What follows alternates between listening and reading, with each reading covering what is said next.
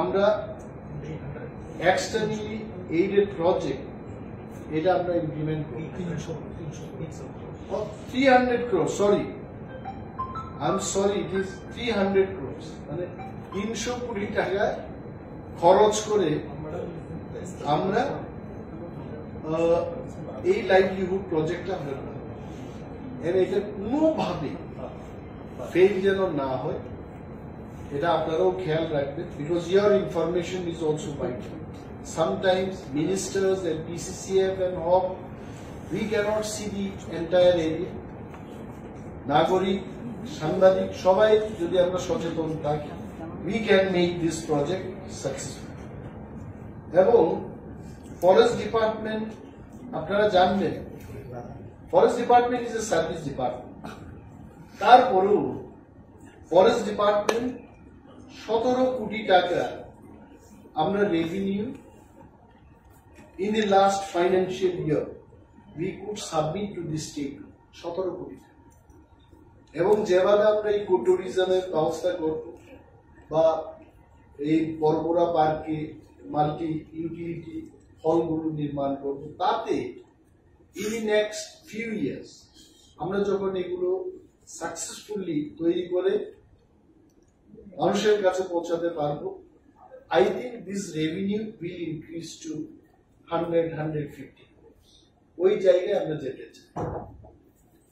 এখন আপনারা অনেকেই প্রশ্ন করবেন, এটা যদিও আমার এজেন্ডার মধ্যে নেই, যে পানিসাগরের পেকু ছড়াতে যে ফরেস্ট এনক্রোচমেন্টটা হয়েছে এই সম্পর্কে ফরেস্ট মিনিস্টারের বক্তব্য।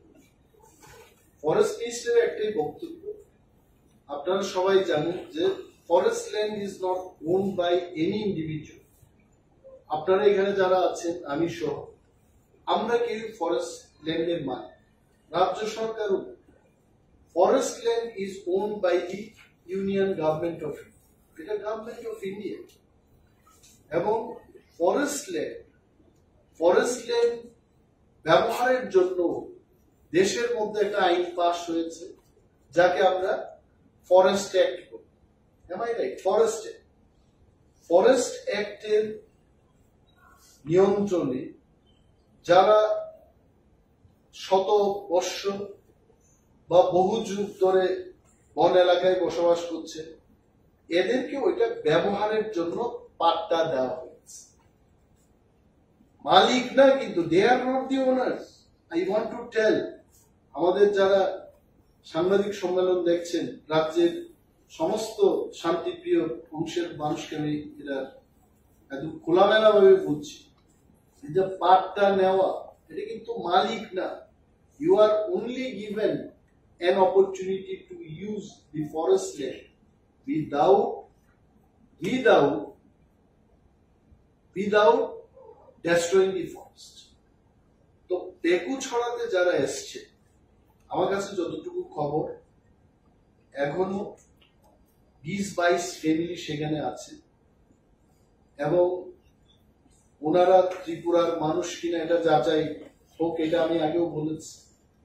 যদি তারা সত্যিকারের আমাদের ত্রিপুরার ল্যান্ডলেস লোক হয়ে থাকে, আমার সিম্প্যাথি এবং আমার সহানুভূতি ওনাদের প্রতি আছে, as a social activist, as a good citizen of this country, তাদের প্রতি আমার সহানুভূতি। কিন্তু বনের এলাকায় আমিও পারবো না, আমার বোন, আমার আত্মীয় স্বজনরাও পারবে। বন এলাকা এটা কেউ দখল করতে পারে।